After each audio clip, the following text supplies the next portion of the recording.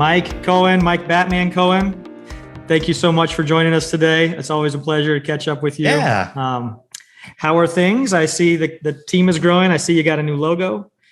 Yeah. Did some rebranding to make the logo a little simpler to use for things like swag, and to maybe get away a little bit from any other trademarks that we could have potentially been infringing upon. And yeah, man, we're growing. The model that we have, this delivery based sourcing model, is starting to take off, and we've got some great clients. Been working with like a PwC and GameStop, Ross Stores, and Uber, and it's been a blast, man. So yeah, we're growing and enjoying the ride, enjoying the process. What about you guys? I'm seeing a ton. So. Yeah, it's been crazy too. We're still, we give free trials, and people, if they do a few calls and kind of get to know the system, they're hooked. They're like, I've been sick of typing notes forever, and the ability to submit a candidate quickly and Yep. remove some of that misinterpretation and steps and stuff like that. So yeah, it's been, you've been at this, you've been supporting us for a while, so we really appreciate that. But yeah, absolutely. It's funny. I share this with folks when I'm like talking about Honeit, because like it has a very specific use case. It's broad, but like people are like, hey, I need the ability to do X or Y or Z. Like Honeit's just the tool. It's not like what's better. It's like Honeit or not Honeit, and write shit out yourself, right? And it's super funny. I'm able to share like 100% of the companies we've done retained searches for sign up for Honeit. I don't know if you remember, like you've had to change our Honeit URL at least twice because they're like, hey, sorry, like the actual client that you're doing the search for wants Honeit, and they get their own branded. You're going to love this. We're adding some RPO functionality now where you can flip a toggle and go between branding and stuff like that for accounts. And I am going to love that. You're correct. Yes.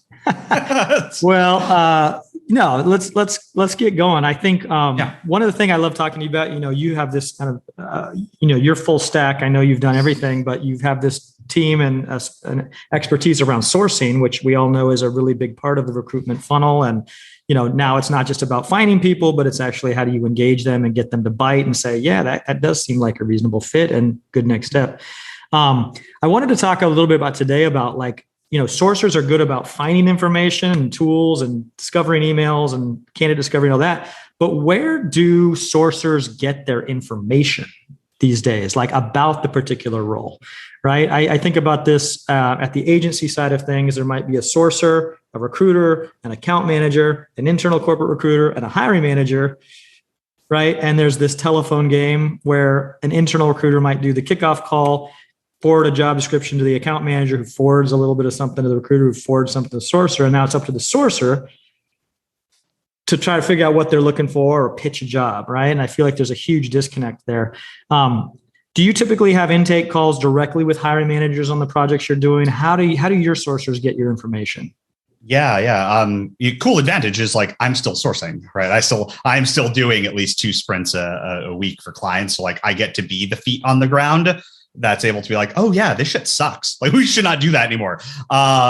So here's kind of the way that we have it laid up, and we've learned this through trial and error, right? Like we just messed this up a bunch and have learned. So number one thing we have our clients do, and we encourage the hiring manager to do this.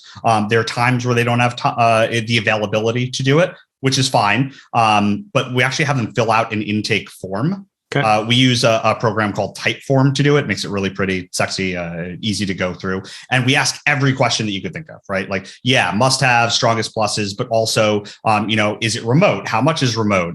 What visa statuses are you open to? Will you transfer? What companies do you want to see people from? What companies don't you? Do you have a benchmark candidate or two you can share with us? Where are people falling short in the interviews, et cetera, right? So we get that intake form. And then we set up an intake call. Got it. So the intake form takes probably like 8 to 10 minutes to fill out on average. I think was the last time I checked Typeform, they said like 7 to 10, something like that. And so the intake call is realistically only like 10 to 15 minutes long. It's not this huge hour-long friggin' thing. Because you've already been efficient about getting some of the low-hanging fruit from a form. We already have all the data. Yeah. Why are you taking up hiring managers' time to be like, what are the must-haves? Right. Are you serious? Like, also, on the other side, when they commit, they being anybody in any role, commits in writing to something, it's a little bit more, it's taken a little bit more seriously, and it's referenceable without any like communication issues, right? Why are contracts written out? Because it's written black and white, clear. We've both agreed on this thing. The intake form being written out kind of does that same thing. And in the intake call, you're able to go through and call out any red flags that you have. So the purpose of the intake call is not to be an order taker. As a sourcer and recruiter and account manager, whoever the hell's on the call, the goal is to stretch the intake form.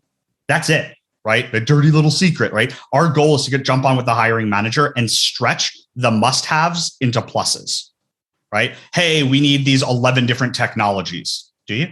So you're telling me that if on their profile and or resume, all 11 are not listed, you do not want to see them no matter what. Well, okay, cool. So there's some bullshit in there that needs to be converted to a strong plus. Great. Degrees. Are they really required? Like, really, are they required? Like, you're hiring a salesperson. Why the hell do they need a degree? Right.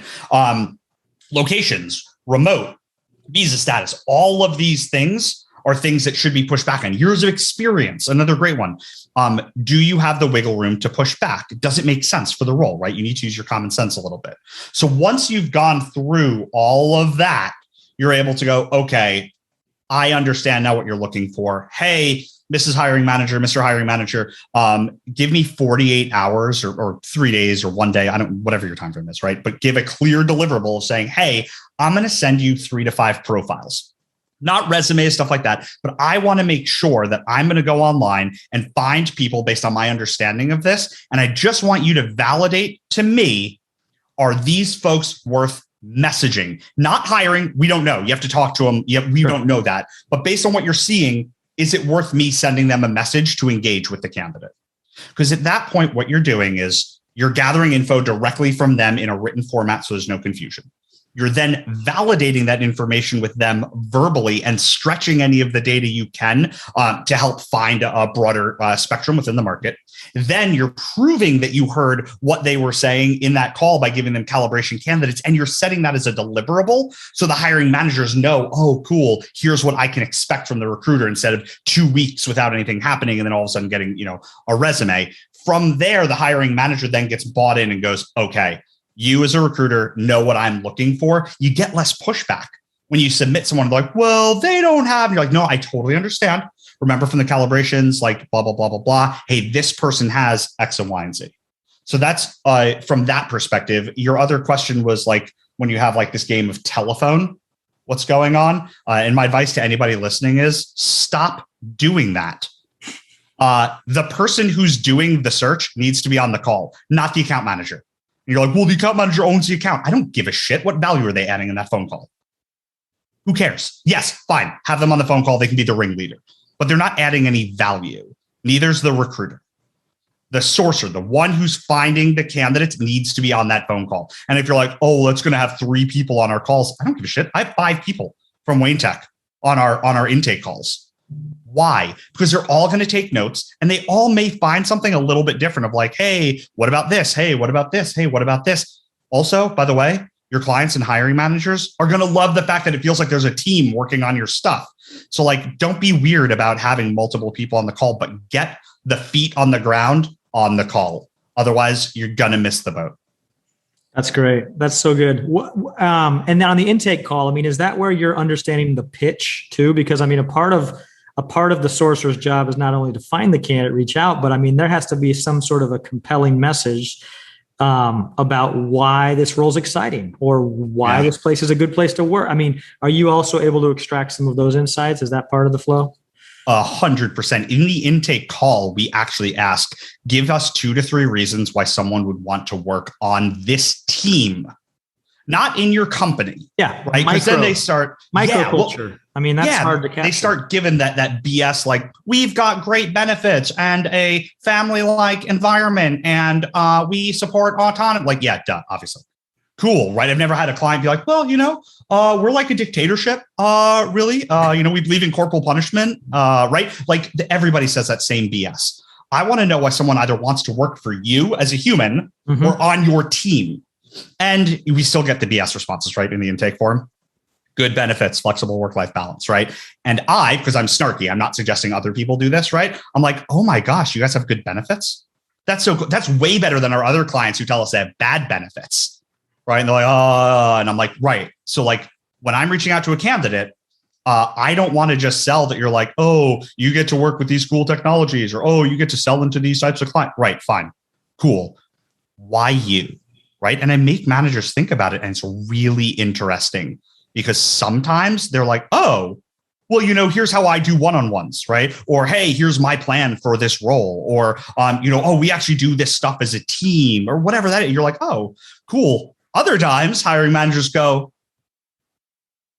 I'm not really sure about that. And I'm like, cool. I've got probably about a week before I start messaging folks aggressively. I need you to come up with 2 or 3 things. And if not, we're going to have another meeting because I need a way to sell you to the candidates, not the idea of just working for this company. And closing, right? If that hiring manager is not going to be able to convince or excite a recruiter about a particular role, good luck trying to close a candidate, who has multiple offers in this kind of a climate. That's fascinating. Yeah, You think candidates are getting multiple offers? Wow. I think it's quite a candidate market these days. Yeah. Huh. Yeah. Is that what you're seeing? I mean, you assume the same thing, right? People have options. Yeah, that was a hiring managers take note. You're not the only show in town. It doesn't even matter who you are, by the way. Google, Amazon, Facebook, SpaceX, Maxar, any of these companies, like you're not the only show in town. I love how you kind of got into that micro culture. I mean, everybody's got a career video on their career site, right? That's a nice aggregation of ping pong and some photos, rank stock photos, most likely. I don't know. But that micro team culture or that department culture, right?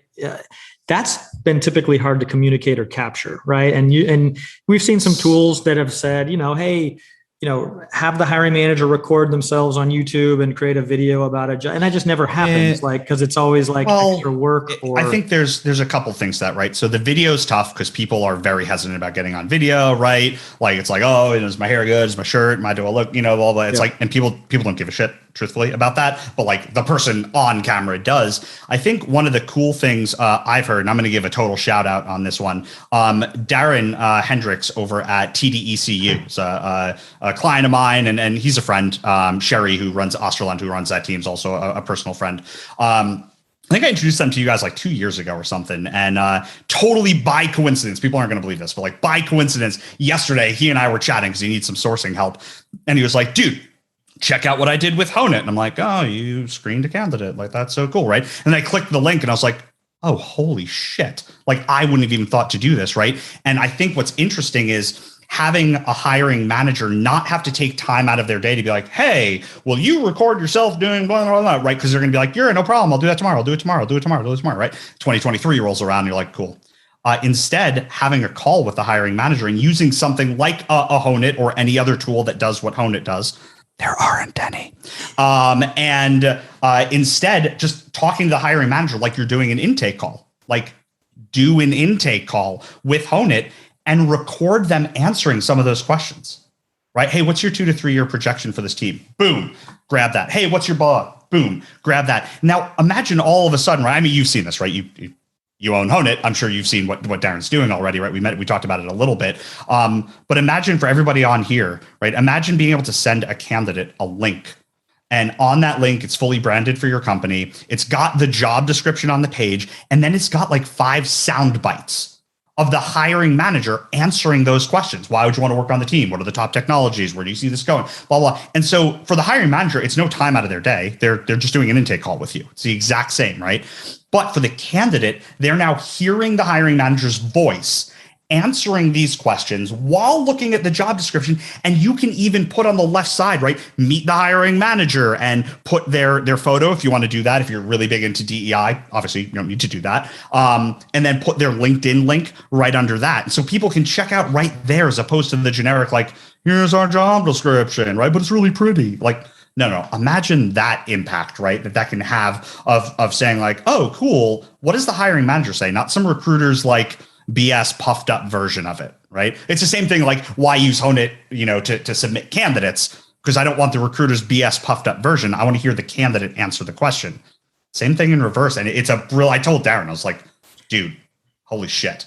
Like, well, this is awesome. He's taking it to the next level too, which is so cool to see, because he's recognizing, man, we need to get marketing involved and our communication team involved. And this is becoming kind of employer branding, but branding even on a bigger scale, because that's how individuals are deciding which credit union to use, right? It's about the people who work there and things like that, right? And so, it was exciting. We got on a call with them, and we're talking to the VP of communication, and they're they're building a process around how do you kind of formalize this idea to create kind of micro content from an intake call between a recruiter and a hiring manager, and then how do you approve it, making sure it's on brand, et cetera, right? Everybody's going to want to make sure, but then use that to showcase the great employees in your organization to attract more great people, right? And I was, we're seeing recruiters start to use those Audible job preview links in their outbound sourcing, right? Yeah. Because the candidate no longer has to take 30 minutes to have a call with a recruiter, to then schedule a call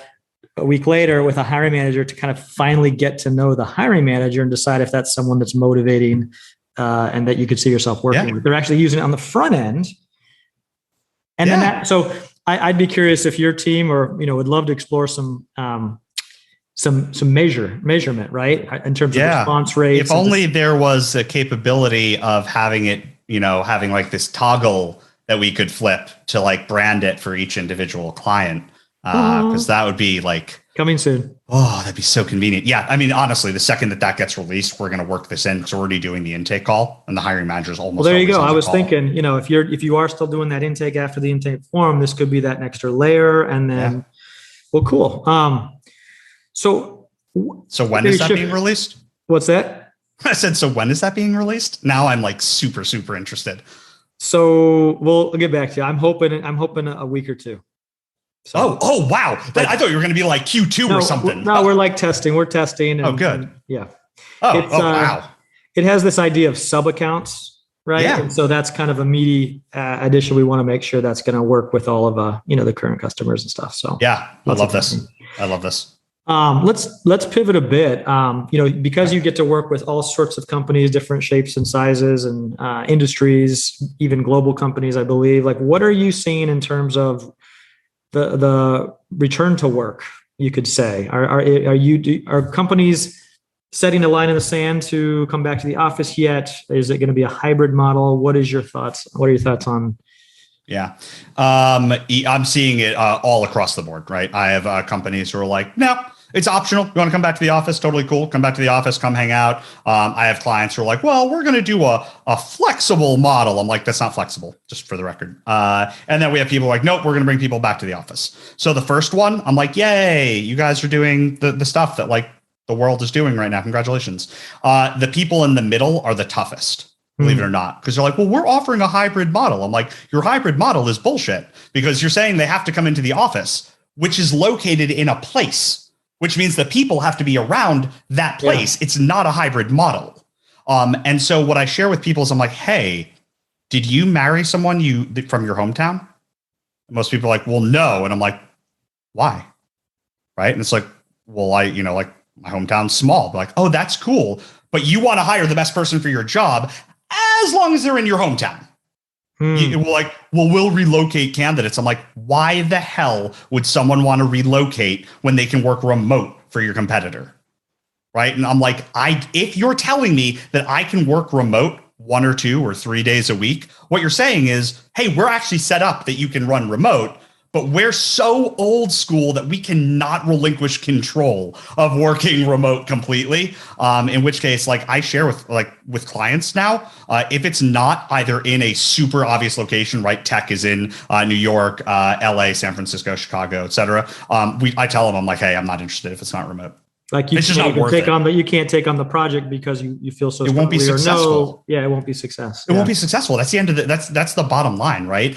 People who need people to come back into the office full time. I think that there's a valid time and a place for that. Are you baking this into your outbound? I mean, obviously it's become a sourcing strategy for the companies who are fully 100% remote. And then I think, so are you putting that in the subject line, or is that now the first sentence? I mean, how strongly is that position? Okay. No, I mentioned it in the email. The actual assumption now is that most jobs are remote, unless, right, and the use case for this, right, we're working with a pharma company in New Jersey, and like they're like med techs and scientists and stuff have to be on site. You can't do pharma research from your house, right? And so like, okay, that's obvious. Do the marketing people have to be on site? No. Why? Like, why? Well, it's team collaboration. What have you been doing the last year and a half? Yeah.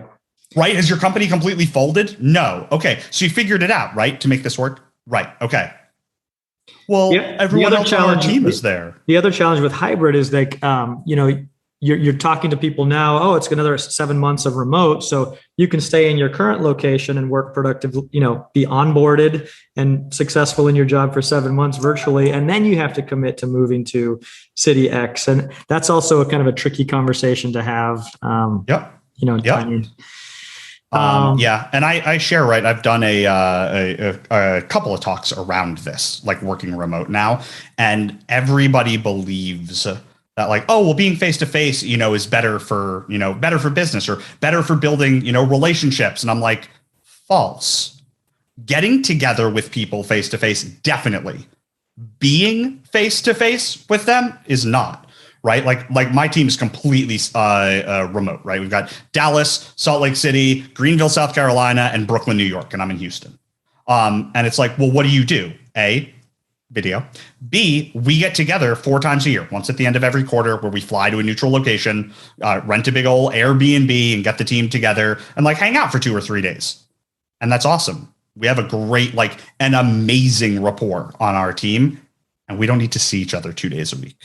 In person. Yeah, companies went from this totally open office environment, which now all the reports are coming back and saying how unproductive that open office and how distracting and all that, to actually having quiet and peace and quiet in a home and being able to chat with people or text people as you need them. I mean, it's like, I'm curious to see what kind of reports or out, in 5 years when we look back on this in terms of productivity studies and things like this, of what the difference is, right? Because it wasn't going to be offices necessarily investing to remodel. Well, they might have to with COVID a little bit, back to offices or walls between or cubicles, which nobody liked, and things like that. So what is going to be that future of work to be safe and compliant, but also working from home? Yes, it is, right? Because you eliminate things like commute. So all that time is back. It is proven that people who work from home just work more, like hours, than they do when they go to the office. You also have a little bit more buy-in because there's not as much of a separation now between work and personal life, because they're a little more intermingled. It's the self-complexity theory is actually like the psychological study around that. And then to your point, right, you're able to kind of just focus and hone in. And I talk to people, hone it. You're able, you said the name of the thing. So I tell people, the next layer, right? And this is a thing that I love about what we do is we don't have hours. So like A, I don't track hours. I don't care. B, we only have 1 meeting a day. We have a meeting at 10 a.m. Central. So that way it's not too early if you're West, it's not too late if you're East, to go over like, hey, how are we doing? What are we working on today? Anybody running into snags? Right? What's the funniest joke you've heard? Right? Whatever BS you want to talk about, team building. Well, that's 30 minutes. Other than that one thing, I literally don't care where you're working, when you're working, what times, what day. I don't care. You have a job to do, right? And so all of a sudden, if people start realigning their metrics and KPIs based on deliverables versus hours, you're going to do a few things. Number one, you're going to give people the freedom to live their life the way they want, right? Like Chris, my colleague in Salt Lake City, has 2 kids. He's like, hey, I'm really hoping for some flexibility to, so my wife can work to go pick the kids up at like 4:30. You're like, would that be cool? I'm like, I don't care. Well, I mean, like, cool. I care about your kids. I care, but like, I don't give a shit what you're doing at 4 p.m. Right? Like, are you going to be on the call in the morning? Great. Okay, cool. So like, I don't care about anything else. Right? So it gives freedom on that side.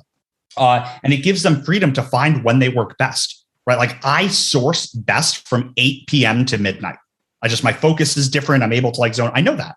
So I'm able to do that, right? And it gives me the freedom to work out during the day or go meet up with somebody for lunch or blah, blah, and not feel like, oh, I got to like let my boss know what's going on, right? Like we have a channel in Discord, which is, like Slack for those who don't know it. And it's called AFK, right? Out of office, away from keyboard. And just like posting, they're like, hey, I'm going to be, unavailable for the next 2 hours. Okay, cool. Well, I just know, so I'm not trying to like reach it and stuff like that. We're not trying to get in touch. So it offers that flexibility, which is really, really important for people's lifestyle.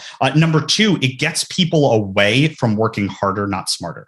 If you're monitoring how much people are working, just realize you are telling your staff, I don't care how good you are at your job, right? And it comes down to that idea of paying hourly workers. I hope that we can abolish hourly working one day and instead make everything on deliverables. Why? Because if I'm an hourly worker, you're paying me, right, either salary or hourly to work 40 hours a week for you. What's my benefit or logic in doing the exact same work, same quality in 20 hours versus 40? Why am I going to try to focus on getting better or optimizing this for that job? Right? What's the benefit for me? Why would I do that? Well, I'm going to get paid less money to be more productive.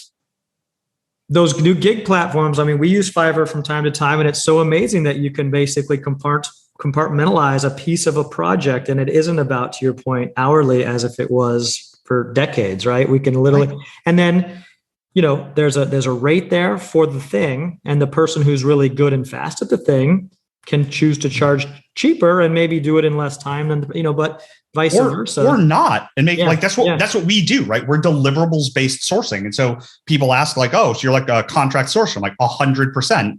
You're going to pay us a fixed rate every week, just a flat dollar amount. Yep. And then every Friday, you're going to get exactly this many candidates with all of their contact information. And then we're going to start outreach on Monday, and we're going to guarantee this response rate off of that group of people every week. And if it takes us 50 hours, okay, well, that was a tough roll. If it takes us 20 hours, great, we're really good at our job. Why do you care? You're getting the thing that you want. And your job is to get to know your team, understand your capabilities, figure out which projects you focus on, or to your point, hey, this is going to be a role in a place that doesn't have that thing. And it's just, I appreciate it, but unless you remove these two requirements, or unless you change this, we're not able to service you. Yeah. That's right. Yeah. It makes everything. That's the consultative nature, right? That gets back to recruiter as expert and not order taker, which I think, we're very excited about that angle too. We think recruiters can step up our game in a number of ways to improve the interview experience or simplify the recruiting and hiring process, and save people time, like ultimately. I mean, maybe closing topic, I know you got to go. It would be, what is that? If you could design an interview experience, like we talk a lot about big audacious goals at Honeit, like a big audacious. Yeah. Like what is that thing that could have, like what's your kind of North Star? Our might be, what if you could complete like one incredible, perfect interview with a candidate, include the stakeholders on it, and make a decision? Yeah. Like that's kind of ours. That's ours out there floating around. But I mean, do you have those for your team or? I have them for our team. I have them for the sourcing community as a whole, and I have them for the recruiting community as a whole. I've got one for each actually. For the recruiting community, I would love to see an operationalized version of blind hiring, which or what I'm calling synergistic hiring, which I'm working with folks like Jenny Kotikangas, Torrin Ellis, and other folks, Jackie Clayton, to get input on like, how can we actually do this? How can we do it and remove as much bias as humanly possible, make the interview as welcoming and warm as possible, and allow candidates to truly showcase who they are, not what they are. So I think that would be a dream for me. Eliminate that video interview, that face-to-face interview, and come up with a better process. I think on the sourcing side, my own personal goal is to be able to operationalize our model that we use. There is no universal sourcing platform. Right. There are messaging platforms where all your messaging, no matter where it comes from, goes into this messaging platform and it sends it out. And then that links up to your ATS. And your ATS is a universal platform, blah, blah, blah. But there's no universal messaging platform that takes all the data from no matter where you source, right? LinkedIn, SeekOut, HireTool, GitHub, Facebook, whatever, and normalizes all the data and allows you to action on it within there versus going platform by platform. So do you see anybody close? Do you see anybody close to the seek outs or the nobody's? No, it can't come from one of the souring platforms. Because no other platform is going to give access and allow for that. It has to be a neutral third party that sits as a cross layer. And so, why don't you design that in my spare time? I'll do that. You find me a dev team and somebody who wants to run the company to do that. I will gladly play COO and CPO on that.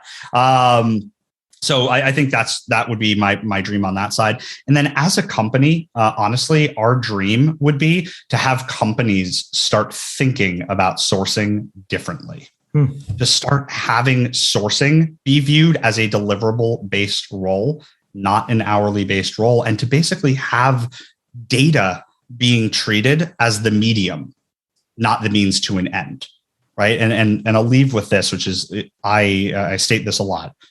When I do training, I ask the recruiters, right? And I'll ask you now, what is a recruiter's job? Just any recruiter. What is a recruiter's job? We kicked off the show with this topic. You're sharing information from a hiring manager downstream to candidates, and you're sharing information upstream from a candidate back to a hiring manager. You're the middle person. And what are we sharing? And I forgot you. We talk a lot. We are, as recruiters, we're just a bi-directional data pipeline, right? We want company information to market information to company. And the goal is to have as little of us involved as humanly possible while transmitting the correct data the correct way to enable both parties to make the optimal decision for them. That's it. That's our job. It's not filling jobs. It's not helping people find jobs, not solving business problems. It's not. We're data providers. That's our goal. A lot of times I think of the analogy of, the recruiter might be the interpreter or the translator in between two people, but do the recruiters speak the same language as the two people they're translating amongst, like the Java engineer or the web analytics pro or the QA automation engineer and so again, how do you be that? How are you effectively a translator bidirectionally? I think the translator, being frank with you here, I think the translator metaphor is not a good one because it requires you to know both sides. I think when looking at it, when you're looking at something like a Honeit, for example, this is not a shameless pitch. That I use your product, right? You don't have to be a translator. The goal with something like a Honeit, right, is using it to the market. You're taking what the manager is saying directly and bringing it to the market so that they can hear, here's what they're saying. Conversely, you're taking directly what the candidate is saying and bringing it to the manager, which means all you are is the conduit between the two. You're asking the questions to get this data here, and you're asking the questions to get this data here. So what do you need to know? You just need to know how to ask questions, have good conversations with people. That's what you need. You don't need to understand. The better the questions, the better the data, right? The better the questions, the better the data. And wouldn't it be totally awesome if you didn't have to think of the questions? Your hiring manager said, hey, here's the 5 questions that I want you to ask, right? They're super technical. What's the difference between a dynamic list and an array? What's the difference between a hash set and a tree set, right? Like, I don't need to know the answers to that. I just need to ask the question and have the candidate answer. And now I'm providing that data back with no me involved in that outside of being the social lubricant, if you will, to enable the question to be answered. I guess I think the translator angle came to us. We've actually seen some applications where imagine if candidates didn't have to interview in their second language. We've seen some applications where a non-Hindi speaking recruiter might ask a question and say, and feel free to answer in Hindi because the hiring manager speaks Hindi as well. Now imagine, I speak some Spanish, but imagine interviewing in Spanish, I would never get the job. So it's kind of this interesting application. That's really cool to see. Yeah. Yeah, but so what I think is interesting about that is it's actually not even the translator. In that case, you're literally just playing middleman between two messages, right? Two ships passing in the night. And you're basically the lighthouse, just directing them as to like where they're going. I think that is so cool. I never even thought of that as a thing. Well, Mike, appreciate it. Batman Cohen, Mike Batman Cohen. I never say it in one sentence. Sorry about that. Thank you so much. Again, always a pleasure. I know you've done this a couple of times, and again, we're always finding new things to talk about, which is exciting. Congratulations on your growth and success at Wayne Tech. Thanks. We're here if you need anything, and we'll keep you updated on the RPO stuff. Please do. Okay. Awesome. Have a good one. Cheers, man. Bye.